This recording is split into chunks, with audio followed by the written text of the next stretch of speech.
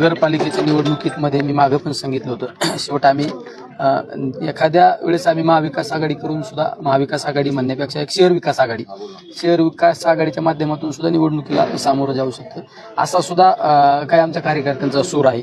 शेवट निवडणुकीमध्ये आपले जास्तीत जास्त कार्यकर्ते सत्तेत गेले पाहिजे, ही सुद्धा यामागे महत्त्वाची भूमिका असते.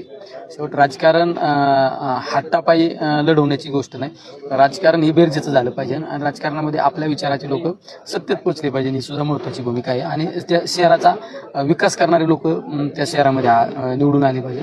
त्यामुळे वेळेप्रसंगी एखादी शहर विकास आघाडी म्हणा किंवा वेगवेगळ्या माध्यमातून आम्ही निवडणुकीला सामोरं जाण्याचा विचार काही कार्यकर्त्यांनी मांडलेला आहे.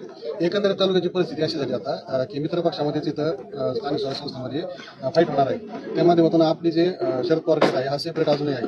त्या संदर्भात मध्यंतरी ज्या घडामोडी खासदारकीला घडल्या होत्या त्या संदर्भात आता देखील जे काही मित्र पक्षातले नेते आहेत महत्वाचे ते आपल्या संपर्कात आहेत का, की जेणेकरून आपल्याला या संस्थे निवडणुकांमध्ये त्यांचा फायदा होईल. शेवट एक महाविकास आघाडी असल्यानंतर महाविकास आघाडी आदरणीय पवारसाहेब असो, आदरणीय उद्धवसाहेब ठाकरे असो किंवा आदरणीय थोरातसाहेब असो किंवा काँग्रेसचे प्रांताध्यक्ष असो, ह्या सर्वांनी एखादा डिसिजन घेतल्यानंतर तो आमच्यासारख्या कार्यकर्त्यांना मान्य करावा लागतो आणि त्या निर्णय हा फॉलो करावा लागतो. मात्र काँग्रेस पक्षाचे म्हणा किंवा शिवसेनेचे साधन पसुते आहेत हे कुठेही आपल्या बरोबर दिसत नाही.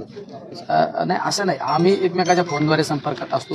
अजून कुठं निवडणुकीची रणधुमाळी सुरू झालेली नाही, त्यामुळे निवडणुकीची रणधुमाळी सुरू झाल्यानंतर तुम्हाला एक एक माणसं टप्प्याटप्प्याने तुम्हाला आमच्यामध्ये सहभागी दिसतील. तुम्हाला नाही, कार्यालयामध्ये एखादी मिटिंग घेण्याला लिमिटेशन असते. लिमिटेशन म्हणण्यापेक्षा तिथं 5-10 लोकांपेक्षा जास्त लोक बसत नाही. इथं शासकीय गेस्ट हाऊसला एक 50-100 लोकांची मिटिंग आपण कॉल करू शकतो. त्यामुळे असं काय नाही, हे सगळ्यांचे कार्यालय माझेच कार्यालय, त्यामुळे एक लिमिटेड ही जर गुप्त मिटिंग असती तर आम्ही त्या कार्यालयामध्ये मिटिंग घेतली असती, मग आम्ही गेस्ट हाऊसला आलो नसतो ना. राजकारणामध्ये कुठलाच नेता प्रत्येकाला संधी देऊ शकत नसतो, पण शेवट ज्याच्याकडे मेरिट आहे, ज्याच्याकडे राजकारणामध्ये निवडून येण्याची स्किल आहे, अशांचा विचार करून त्याला बरोबर घेतलं गेलं पाहिजे आणि त्याला सत्तेत सहभागी करून घेतलं पाहिजे. हे सगळ्यात नाही, राजकारणामध्ये मी तर काही आर्थिक मेरिटच्या विरोधातला माणूस आहे. राजकारणामध्ये कधी आर्थिक मेरिट लागत नाही. राजकारणामध्ये निवडून येण्याचं स्किल म्हणण्यापेक्षा जनतेने उमेदवार दिला पाहिजे, हे सगळ्यात महत्त्वाचं आहे.